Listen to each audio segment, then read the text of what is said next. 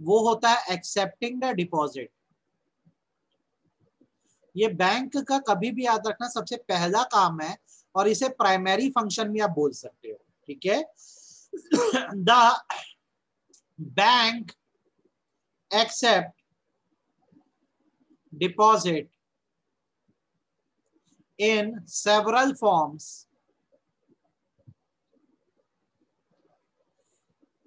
as per requirement of different section of society, as per requirement of different section of society. समाज के लोग जैसा चाहते हैं बैंक उस हिसाब से उनसे पैसे देता है। जैसे एग्जाम्पल के तौर पे मैं आपको अगर बताऊं, एग्जाम्पल क्या, यही मेन है, the main kinds of depositor. आप बता सकते हो क्या बैंक डिपॉजिट कौन कौन सा अकाउंट खुलवा के देता है, ये बता सकते हो मुझे? देखो बैंक का काम है अलग अलग तरीके से डिपॉजिट देना, ठीक बात है। अब ये अलग अलग तरह से जैसे डिपॉजिट देता है तो अलग अलग अकाउंट में देता है, तो आप ये जानते हो क्योंकि मैंने आपको ये क्लास 11th में भी पढ़ाया है। तो जैसे सोसाइटी की रिक्वायरमेंट को देखता है बैंक, और उस हिसाब से उनका अकाउंट खोल के उनसे डिपॉजिट एक्सेप्ट करता है। तो हम यहाँ लिखते हैं कौन कौन सा अकाउंट खोल सकता है। जैसे बैंक अकाउंट, बैंक में आपका खोला जा सकता है करंट अकाउंट, इसको डिमांड डिपॉजिट भी बोलते हैं, करंट अकाउंट, या इसको डिमांड डिपॉजिट भी बोलते हैं, ठीक। करंट अकाउंट या डिमांड डिपॉजिट क्या होता है? दोज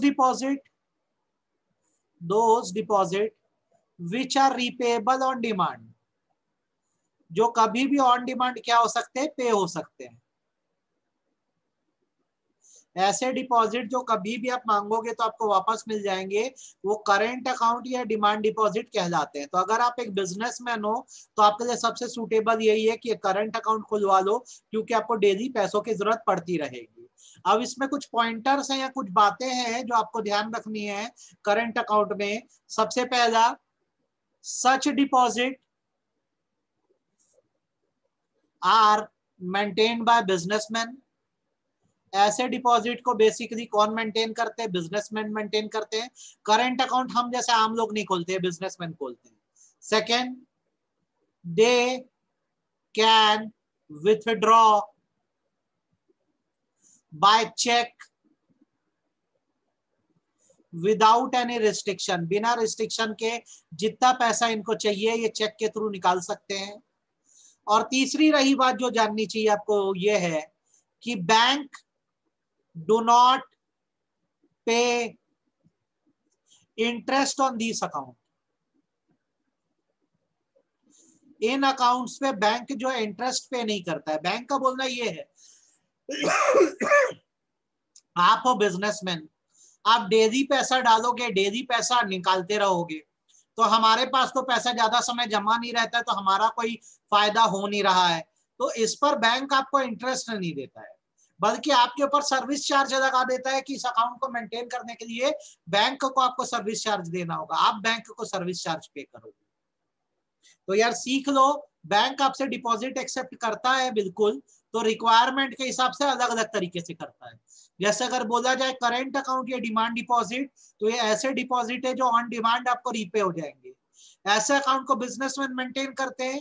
यहाँ पे आप बाय चेक जितना पैसा निकालना निकाल लो, और बैंक इस पे आपको इंटरेस्ट नहीं देगा, इसलिए क्योंकि ये बिजनेस पर्पस का अकाउंट है, इसमें बार बार पैसा डाला जाता है और बार बार पैसा निकाला जाता है। आप यस और नो करके बताओ आपको ये समझ आया कि नहीं, करंट अकाउंट या डिमांड डिपॉजिट, हाँ या ना? समझ आया कि नहीं? फटाफट बोलो तो मैं आगे बढ़ूं। अब जैसे आप बिजनेसमैन हो तो करंट अकाउंट खोल के आपकी रिक्वायरमेंट पूरी हो गई। कई लोग पैसे को लॉन्ग पीरियड के लिए बैंक में रखना चाहते हैं, तो उनको बैंक ये कहता है कि आप हमारे पास क्या करो, फिक्स्ड डिपॉजिट जमा करा दो, फिक्स्ड डिपॉजिट अकाउंट खुलवा लो। फिक्स्ड डिपॉजिट को याद रखना टाइम डिपॉजिट भी बोलते हैं, क्योंकि इसमें ऑन डिमांड पैसा नहीं पे होता, एक टाइम के बाद ही पे होता है। तो इसका मतलब क्या हुआ, those deposit those deposit in which the amount is deposited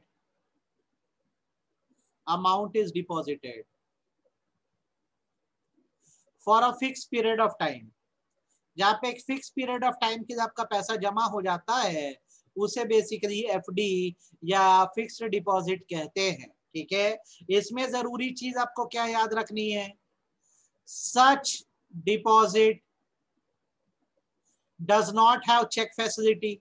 इसमें चेक फैसिलिटी नहीं मिलती क्योंकि पैसा लॉक हो गया है, बैंक में जमा रहेगा एक टाइम पीरियड तक, तो बीच में नहीं निकाल सकते, तो इसके लिए आपको चेक फैसिलिटी नहीं मिलेगी। Second, they carry a high rate of interest. यहाँ पे पैसा जमा करते हैं तो क्योंकि बैंक के पास लंबे समय तक पैसा जमा है तो बैंक इस पैसे का यूज कर देता है, तो आपको फिर क्या करता है, अच्छा खासा इंटरेस्ट भी देता है।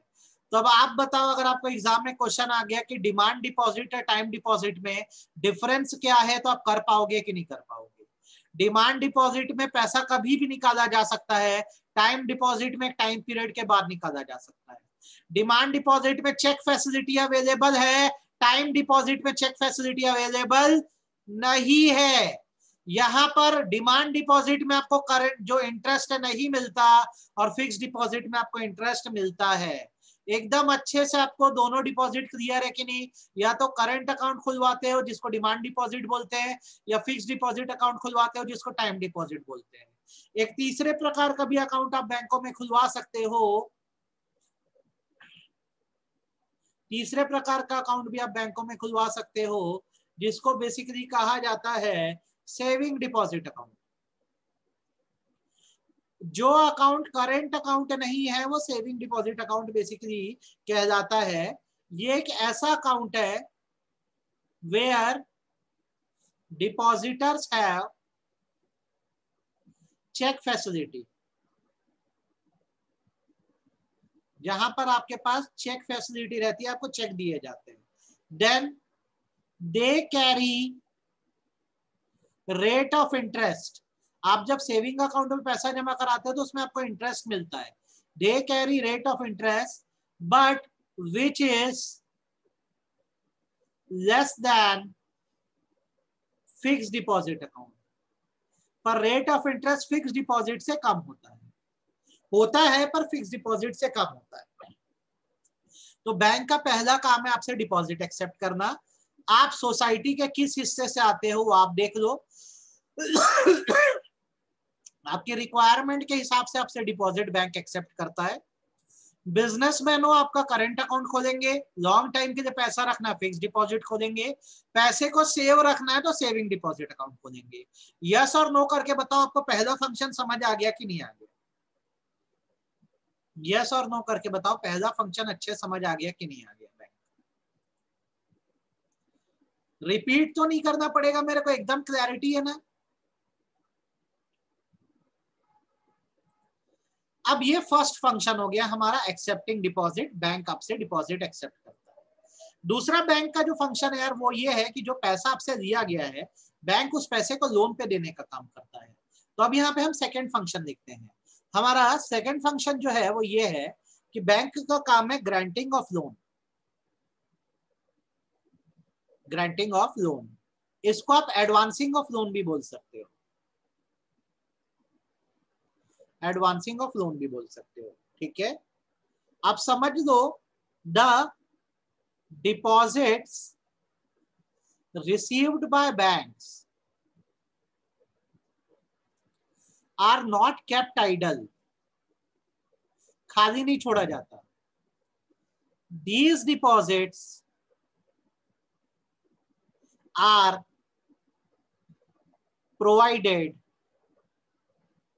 एज लोन आफ्टर कीपिंग, बहुत ध्यान से मेरी बात को सुनो, after keeping certain amount as reserve. Example के तौर पे जैसे बैंक में अभी डिपॉजिट हुआ 10 लाख रुपए, तो बैंक ये 10 लाख को पड़े नहीं रहने देगा। बैंक इससे क्या करेगा, कुछ पैसा ऐसा रिजर्व अपने पास रख देगा ताकि कुछ ऊपर नीचे हो गया तो संभाल ले। तो जैसे 2 लाख रुपए वो रिजर्व के तौर पे निकाल लेगा, अब बचा 8 लाख रुपए वो उसे लोन के रूप में पब्लिक को प्रोवाइड कर देगा। पहले बताओ मेरी इतनी बात समझ आई कि नहीं? इतनी बात समझ आई कि नहीं? जब बैंक में पैसा जमा करते हो वो खाली नहीं पड़ा रहता, बैंक उसमें से कुछ हिस्सा रिजर्व निकाल देता है और बाकी फिर क्या दे देता है, लोन पे दे देता है। ठीक है, जैसे आपने बैंक में 10 लाख जमा कराया तो बैंक अपनी सेफ्टी के लिए अपने पास कैश रिजर्व जैसे 2 लाख रुपए का रख देगा। अब बैंक के पास जैसे 8 लाख रुपए बच रहा है तो उठा के वो क्या कर देगा, लोन पे दे देगा। अब क्या करते हैं, अलग अलग तरह के लोन्स देता है bank, different types of loan देता है। जैसे बैंक के लोन लेने का तरीका एक होता है टर्म लोन। टर्म लोन में क्या होता है, basically bank grants loan on time basis where money shall be repayable with interest upon maturity of time period. Term loan का मतलब बेसिकली उस लोन को बोलते हैं जो आपको टाइम के बेसिस पर दिया जाता है। आपको एक फिक्स समय दे दिया जाता है जिसमें आप इंटरेस्ट पे करते रहते हो और टाइम खत्म होने तक पूरा लोन पे हो जाता है। एग्जांपल के तौर पे मैं अगर अपने अभी घर के लिए लोन लेने जाऊं, होम लोन लेने जाऊं, तो ये मुझे टर्म बेसिस पे मिलेगा। टर्म बेसिस के लिए मतलब होता है एक फिक्स टाइम के लिए जो मिनिमम जो होता है 1 साल का होता है और मैक्सिमम जो होता है वो 30 साल का होता है, 30 इयर्स का होता है। तो सपोज करो मैं अपने घर के लिए लोन लेने गया और मैंने जैसे लोन ले लिया 30 साल के लिए, तो इसका मतलब ये होगा कि 30 इयर्स तक मेरे को हर महीने EMI चुकानी पड़ेगी, इक्वल मंथली इंस्टॉलमेंट, जिसमें कुछ हिस्सा इंटरेस्ट का रहेगा और कुछ हिस्सा प्रिंसिपल अमाउंट का रहेगा। तो 30 साल पूरा होते होते तक मेरा इंटरेस्ट भी पूरा पे हो जाएगा और प्रिंसिपल भी पूरा पे हो जाएगा। इसे टर्म लोन कहा जाता है। तो बैंक जैसे मैंने बताया ना अलग अलग तरह का लोन देता है, तो सबसे पहले वो टर्म लोन देता है जो एक टाइम पीरियड के लिए होता है। जितने टाइम का आपने दिया उतने टाइम तक आपको EMI भरनी पड़ेगी। EMI मतलब होता है इक्वल मंथली इंस्टॉलमेंट। इसमें आपका इंटरेस्ट और प्रिंसिपल क्या होता है, दोनों पे हो जाता है। अभी भी नहीं समझ आया? जैसे अभी अनुष्का गई बैंक से 15 लाख रुपए लोन पे ली और अनुष्का ने बोला ये 15 लाख रुपए मैं 30 साल में चुका दूंगी, 30 इयर्स में चुका दूंगी। तो बैंक बोलता है कि 15 लाख तो प्रिंसिपल है, मतलब मेन अमाउंट है, इस पर बैंक आपसे बोलता है वो 10% आपसे इंटरेस्ट चार्ज करेगा। तो बैंक यहां पर क्या करेगा, 30 साल के पीरियड के लिए एवरी मंथ, हर मंथ आपके लिए एक अमाउंट फिक्स कर देगा। जैसे 15 लाख पे बोलेगा हर महीने आपको 12,000 रुपए देना है, हर महीने आपको 12,000 रुपए देना है, ये एवरी मंथ आपको देना पड़ेगा। इस 12,000 में बेसिकली ये माना जाएगा कि 7,000 रुपए आप इंटरेस्ट पे कर रहे हो और 5,000 रुपए आप प्रिंसिपल अमाउंट पे कर रहे हो अपना, मतलब मेन अमाउंट पे कर रहे हो। तो आपको 30 सालों तक ये हर महीने पे करना पड़ेगा। तो जब आप पूरे 30 साल तक हर महीने 12,000 रुपए दोगे तब जाके आपका 15 लाख रुपए जो है वो पूरा क्या होगा, फिनिश होगा। नहीं पे कर पाए तो आप जो प्रॉपर्टी गिरवी रखाए हो वो जब्त हो जाएगी, आपकी जो प्रॉपर्टी गिरवी रखाए हो जब्त हो जाएगी, यही होता है। और दूसरा आप जेल जाओगे वो अलग होता है। तो ये पहला होता है टर्म लोन, जो एक टाइम पीरियड के बाद ही क्या करना होता है, वापस करना होता है। इसी में तो बैंक की कमाई है, बर्बाद कर देते हैं बैंक वाले इंटरेस्ट चार्ज कर करके। आपको क्या लग रहा है, मतलब आपने अगर 15 लाख का लोन लिया है ना, तो 30 साल में आप बैंक को करीबन 70 लाख रुपए वापस कर रहे हो विथ इंटरेस्ट। इतना आसान थोड़ी ना है कि बैंक आपको लोन दे दिया, आपको तो लग रहा है 15 लाख रुपए दिए, वेरी हैप्पी, 30 साल के पीरियड में आप बैंक को 70 लाख रुपए करीबन पे कर रहे हो। ठीक है, आपको इसका मैं रियल एग्जांपल देता हूं, आप खुद सोचना और इस पे विचार करना। मैंने एक फ्लैट खरीदने के लिए लोन लिया था 11,58,000 रुपए का, ये मैंने खुद लिया हुआ है लोन। मेरा ये जो लोन है ना, इस पे बैंक जो है इंटरेस्ट चार्ज करता है 10.25%। अब मेरे को ना 15 साल में इसको वापस करना है पैसे, तो मेरे से हर महीने बैंक 12,500 रुपए चार्ज करता है। बैंक मुझसे हर महीने 12,500 रुपए चार्ज करता है। तो अगर मैं बात करूं ना, आफ्टर 15 ईयर मैंने बैंक को कितना रुपए चुका दिया, तो 11,58,000 रुपए मैंने बैंक को 29 लाख रुपए करीबन चुकाया है। दुगना अमाउंट मैंने बैंक को चुकाया है। इतनी कमाई होती है बैंक की। मैंने लिया तो 11,58,000 रुपए है, हर महीने मेरे को 12,500 रुपए देना होता है बैंक को। ऐसा मैं 15 साल तक करूंगा। अभी मेरे 6 साल खत्म हो गए, 10 ईयर ऑलरेडी, 6 साल ऑलरेडी हो गए हैं। मेरे को 9 साल अभी और ऐसे ही हर महीने बैंक को 12,500 रुपए देना है। तो जब ये पूरे 15 साल बीत जाएंगे तो मैं टोटल करूंगा तो बैंक को मैं 29 लाख रुपए पे कर चुका हूँ 11,58,000 की। बात अच्छे से समझ आई कि आधी अधूरी है?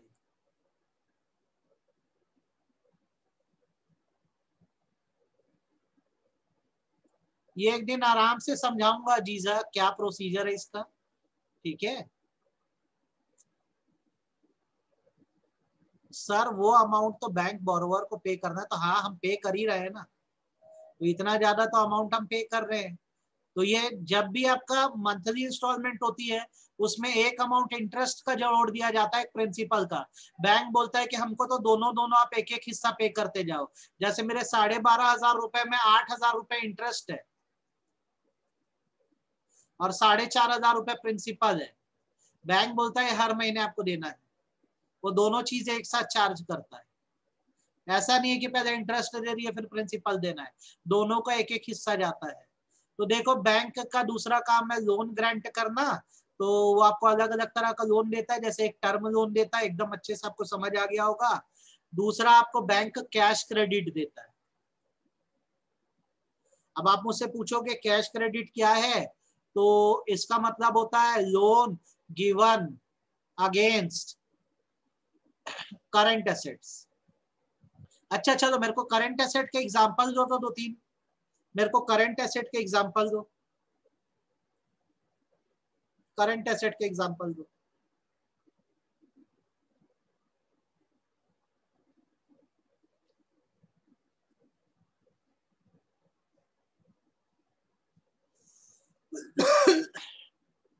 बहुत बड़े विजय, बहुत सारे लोग रोज डिपॉजिट करते हैं और बहुत सारा लोन रोज बैंक देता है, तो बैंक की डेली कमाई होती है तो उसमें से निकाल कर देता है। नहीं, उसमें अगर एक दिन में पैसा चुकाओगे तो पेनल्टी लगा देगा। तो देखो आपको करंट एसेट के मतलब पता है, कैश आता है, कैश के इक्विवेलेंट आते हैं, सही बात है, इक्विवेलेंट आते हैं। आप बोलते हो बुक डेब्ट या रिसीवेबल आते हैं। बैंक का बोलना यह है कि आप ये भी कर सकते हो कि ये सब चीजें जैसे कैश इक्विवेलेंट है, रिसीवेबल है, आप हमारे पास एज अ सिक्योरिटी रख दो, बैंक के पास गिरवी रख दो। बैंक इसके बदले आपका एक अकाउंट खोलेगा और उस अकाउंट में एक अमाउंट डाल देगा। इस अमाउंट को कैश क्रेडिट बोलते हैं। अब जैसे बैंक ने आपके इस अकाउंट में 10 लाख रुपए डाल दिया, ये एज अ लोन है। अब इसमें से आप जितना विड्रॉ करोगे, जैसे आपने 3 लाख विड्रॉ किया, तो आपको इंटरेस्ट केवल 3 लाख पे देना है, 10 लाख पे नहीं देना है। तो कैश क्रेडिट वो फैसिलिटी होती है जहां आप अपनी बिजनेस के करंट एसेट बैंक के पास गिरवी रख देते हो। बैंक आपको एक अमाउंट अप्रूव कर देता है और आपके अकाउंट में डाल देता है कि आपकी जितनी करंट एसेट रखाई है उसके हिसाब से इतना अमाउंट हम आपके खाते में डाल दे रहे हैं, जैसे 10 लाख। अब तुम इसमें से जितना विड्रॉ करोगे केवल उतने पे ही तुमको इंटरेस्ट पे करना है। तो तुमने जैसे पूरी करंट एसेट 10 लाख की बैंक के पास रखी, बैंक ने बोला चलो ठीक है 10 लाख की तुम्हारी एसेट हमारे पास गिरवी है, तो हम उतना अमाउंट तुम्हारे बैंक अकाउंट में डाल दे रहे हैं। अब इसमें से जब भी तुम जितना विड्रॉ करोगे उतने पे ब्याज देना। अभी जैसे तुम 3 लाख विड्रॉ करे तो हमको इंटरेस्ट तुम सिर्फ 3 लाख पे देना। अगर तुम 5 लाख विड्रॉ करोगे तो हमको इंटरेस्ट 5 लाख पे देना। चलो बताओ कितना समझ आया, कितना समझ आया, ईमानदारी से। कैश क्रेडिट समझ आया कि नहीं आया, हाँ या ना? जितना आप पैसा निकालोगे आपको सिर्फ उसी पे इंटरेस्ट देना है। बेटा कैश क्रेडिट मतलब होता है डेली बिजनेस को चलाने के लिए आप जो लोन देते हो, डेली बिजनेस लोन। अगर मैं एक बिजनेसमैन हूं, मेरे को ना बीच बीच में ना खूब सारे पैसों की जरूरत पड़ती रहती है, तो मैं अपने जो कंपनी की करंट एसेट्स होती है उसको मैं बैंक में रखवा देता हूँ, मतलब पेपर रखवा देता हूँ। बैंक बोलता है चलो इतना पैसा तुम्हारे लिए अप्रूव कर दिए, कभी भी जरूरत पड़े ना उसमें से एक अमाउंट निकाल देना, जितना भी तुम अमाउंट निकालोगे, जितना भी तुम अमाउंट निकालोगे सिर्फ उतने पे इंटरेस्ट देना। तो बैंक ने जैसे मेरे को बोला कि जा 10 लाख रुपए तक का तेरे को हम कैश क्रेडिट देते हैं, मतलब 10 लाख रुपए तक तुम अपने बिजनेस के लिए इस्तेमाल कर दो। तो मैंने जितना इस्तेमाल किया, जैसे मैंने 10 में से 3 लाख इस्तेमाल किया, तो मेरे को इंटरेस्ट केवल 3 लाख पे देना है, 10 लाख पे नहीं देना। आई होप आपको ये समझ आ गया होगा और इसमें दिक्कत नहीं गई होगी। तो दो ही तरह के लोन याद रखना, एक टर्म लोन, दूसरा कैश क्रेडिट। क्या आपको ये ध्यान रहेगा? समझ आया हाँ या ना? हैंड रेस कर दो यार, समझ आ गया हो तो।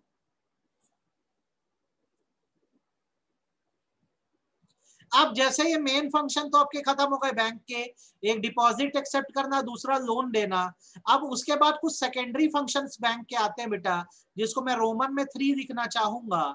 और ये सेकेंडरी फंक्शन जो होता है उसमें आता है बैंक बेसिकली ओवरड्राफ्ट फैसिलिटी देता है। ये बैंक का सेकेंडरी फंक्शन है। यहां पे मैं जो लिख रहा हूं याद रखना, this facility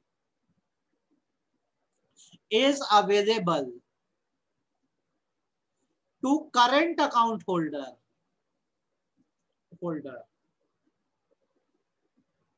who is allowed to overdraw from his current account। System क्या होता है सीख लो आप, अच्छे समझ लो। आज अनुष्का बैंक में सेविंग अकाउंट ओपन करती है, तो इसका पर्पस ये है कि पैसा सेव रहे। तो इसके अकाउंट में अगर मैं बोलता हूं अभी 2 लाख रुपए का अवेलेबल बैलेंस है, 2 लाख रुपए का अवेलेबल बैलेंस है, तो ये कितना पेमेंट कर पाएगी? किसी भी हाल में केवल 2 लाख रुपए तक ही कर सकती है, उससे ज्यादा नहीं कर सकती, क्योंकि इसके अकाउंट में अवेलेबल बैलेंस ही 2 लाख है। लेकिन अगर मैं ये बोलता हूं कि अनुष्का जो है उसका बैंक में करंट अकाउंट है, तो बैंक की तरफ से उसको फैसिलिटी है कि जैसे इसके अकाउंट में अवेलेबल 2 लाख रुपए है, लेकिन इसको पेमेंट जो है वो 5 लाख की करनी है। तो सेविंग अकाउंट में पॉसिबल नहीं था, क्योंकि जितना बैंक में अकाउंट में अवेलेबल था आप उतनी पेमेंट कर सकते थे। लेकिन अगर आपका करंट अकाउंट है तो आपको यह अलाउ कर दिया गया कि 5 लाख की जैसे पेमेंट करनी है, तो आपके अकाउंट में अवेलेबल है 2 लाख रुपए, आप उसका इस्तेमाल कर दो, वेल एंड गुड।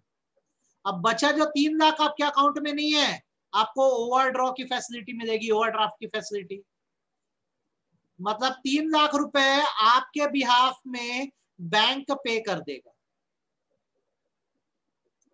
बैंक पे कर देगा। पहले बताओ बात समझ आई कि नहीं है? अनुष्का एक बिजनेसमैन है, अगर उसका सेविंग अकाउंट होता तो जितना अकाउंट में पैसा है उतना ही पेमेंट हो पाती है।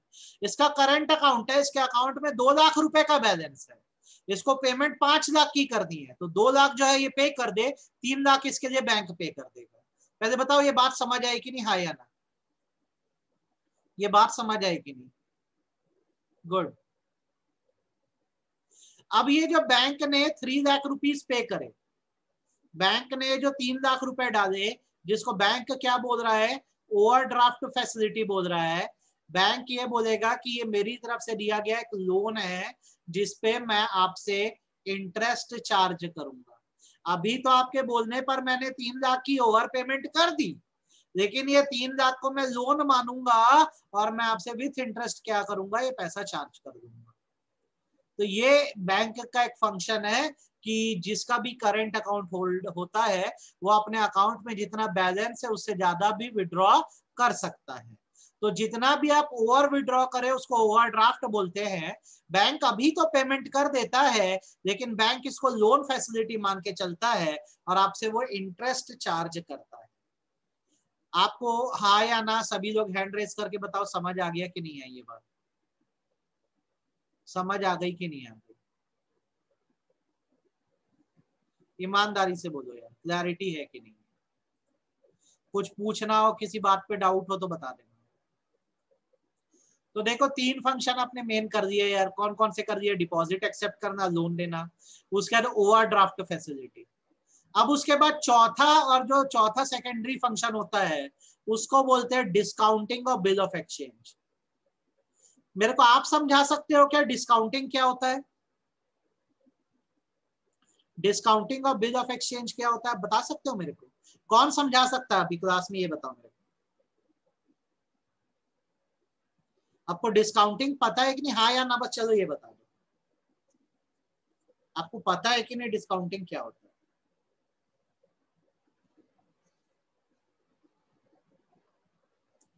नहीं बेटा, क्या होता है कि जैसे देखो, आप क्लास 11th में भी बिल ऑफ एक्सचेंज नाम का चैप्टर पढ़े होगे। मैं सेलर हूं, तुम बायर हो।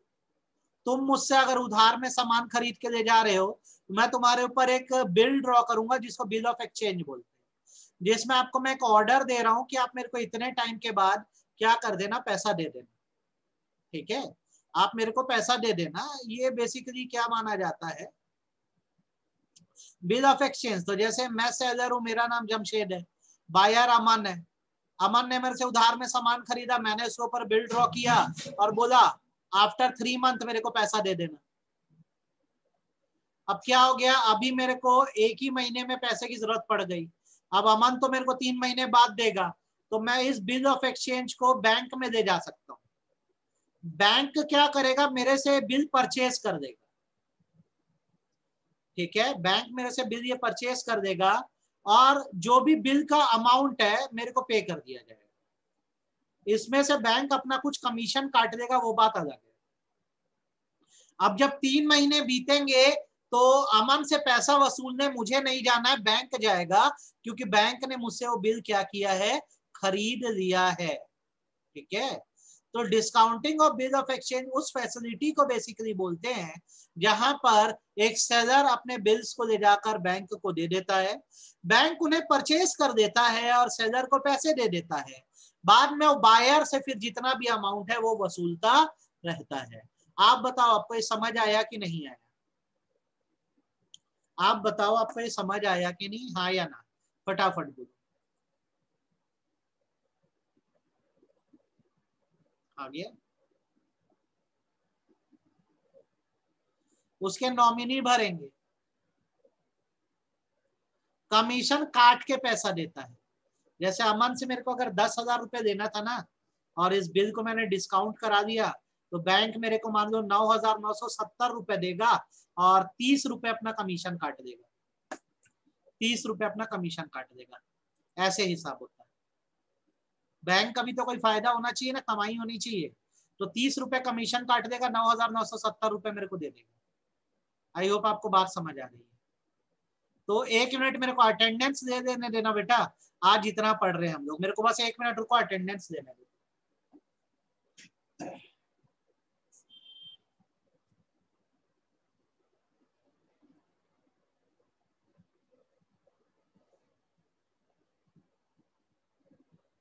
आज इतना ही पढ़ रहे हैं, अब जो भी है इसके आगे कल पढ़ेंगे बेटा। ये आप करो। प्राइमरी और सेकेंडरी फंक्शन तो मुझे लगता है कि आपको समझ आ गए हैं और इसमें बिल्कुल भी दिक्कत नहीं है। कोई डाउट आए तो मेरे से पूछना, सर ये बात नहीं समझ आई। रेस्ट मेरे को तो लगता है कि आपको क्लियर है। तो यहां पर जाकर ओवरड्राफ्ट दिखाऊं। लास्ट वाला फंक्शन बेटा discounting of bill of exchange है।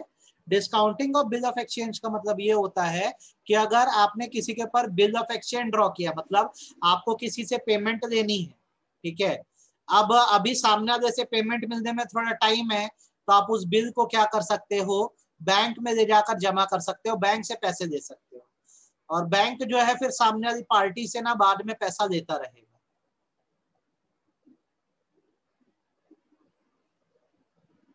ये देख लो, जैसे मैंने अमन के ऊपर बिल बनाया था कि भाई 3 महीने बाद मेरे को 10,000 रुपए दे देना तू। अब अमन तो 3 ही महीने बाद देगा ना। अभी मेरे को 1 महीने पे पैसे की रिक्वायरमेंट है, तो कोई और तो नहीं देगा, तो मैं बैंक जाऊंगा और इस बिल ऑफ एक्सचेंज को दे दूंगा। तो बैंक क्या करेगा, इसको खरीद लेगा, खरीदने को डिस्काउंटिंग बोलते हैं। वो देगा चलो तुम हमसे दे दो पैसा, तो उसमें से अपना कमीशन काट के मेरे को बाकी पैसा दे देगा। अब आफ्टर 3 मंथ, जब 3 महीना बीतेगा ना, आफ्टर 3 मंथ मैं नहीं जाऊंगा अमन से पैसा देने, बैंक जाएगा, क्योंकि बैंक ने रिक्वायरमेंट तो मेरी पूरी कर दी थी। हो गया, देख लिया बेटा।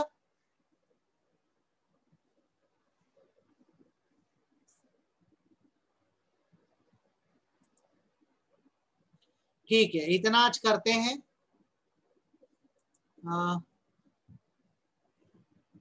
हाँ तो आपको दूंगा ना, मैं शीट तो दूंगा ही अभी, उसको पढ़ डालना, हर टॉपिक की शीट देता जाऊंगा, हर चैप्टर की पूरा एक्सप्लेन करना है, पांचों फंक्शन पूरा एक्सप्लेन करना। ठीक है, ये कर दो, काफी है।